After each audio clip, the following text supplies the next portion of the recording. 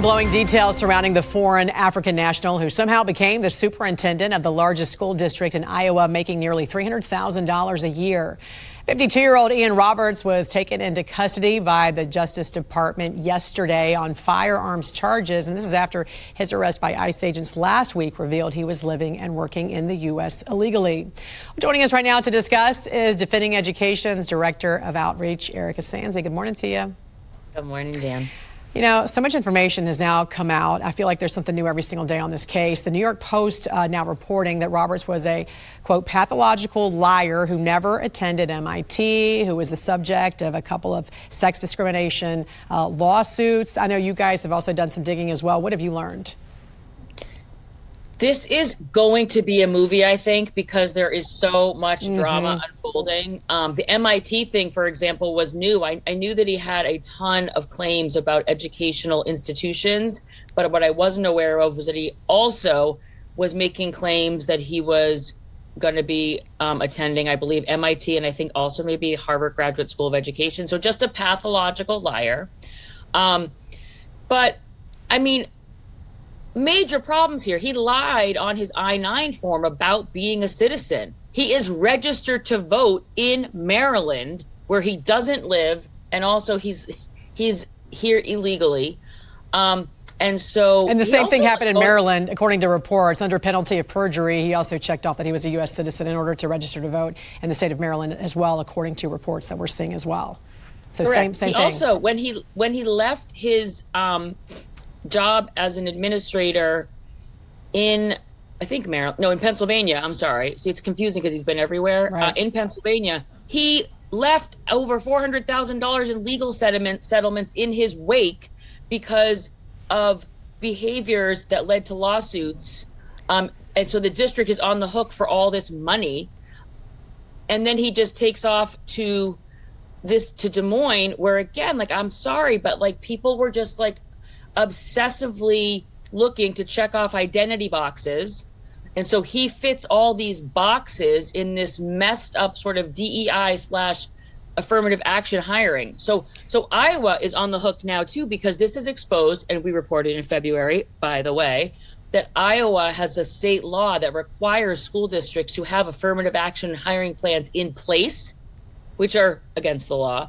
So not only was that likely a part of his hiring, but then that's what he oversaw as the superintendent. He was also very much into this idea of race-based hiring. I believe they had a promise in their strategic plan written out in writing that they would be at 40% people of color for teachers and leaders by 2030. But you just pointed out something I did not know. So he went to Pennsylvania and was the superintendent of schools for a district there, and then he went to Iowa. But even if you didn't check to see what his work status was, or wouldn't you have called his previous where he worked before, and would that have come out, which you just mentioned about these lawsuits that he had faced there? That's a good question. So one huge problem in K-12 are these personnel records are sealed. It's also the way that we see teachers who have been let go for sexual misconduct with students end up jumping to other districts, because unless there's an arrest, which is a public record, it's sealed. So my sense is that, again, I don't think that these school boards did their due diligence. Reporters are fine right now, just like regular people are digging and finding a ton of stuff. But I also will say that on the personnel front, things are hidden because records are sealed. And that is a safeguarding problem when you're working with students and families. One thing you did mention, too, I want to point out as well, is that the DOJ is investigating Des Moines public schools regarding race-based employment practices, correct? Correct.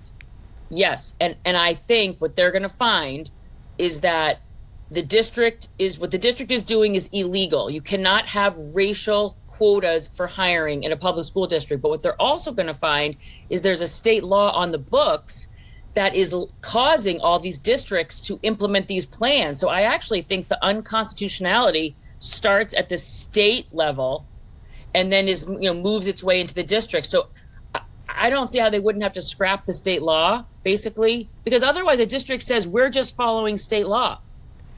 I want to talk. Exactly. No, I agree. There's a lot more to come on this story. I feel like so much more information is coming out every single day, Erika, on this. I want to ask you very quickly, though, before I let you go, about the story that's breaking in Seattle public schools. there is a district there, and this is about transgender supplies for community health lockers. They are asking for things like chest binders, trans tape. What's going on here? So there is a nearby children's hospital that has a gender clinic, and they are providing supplies to stock these like community lockers at the school so that a student can access, again, all of these. It gives new meaning to school supplies. It's literally like this trans tape is what it's called. That's a copyrighted term.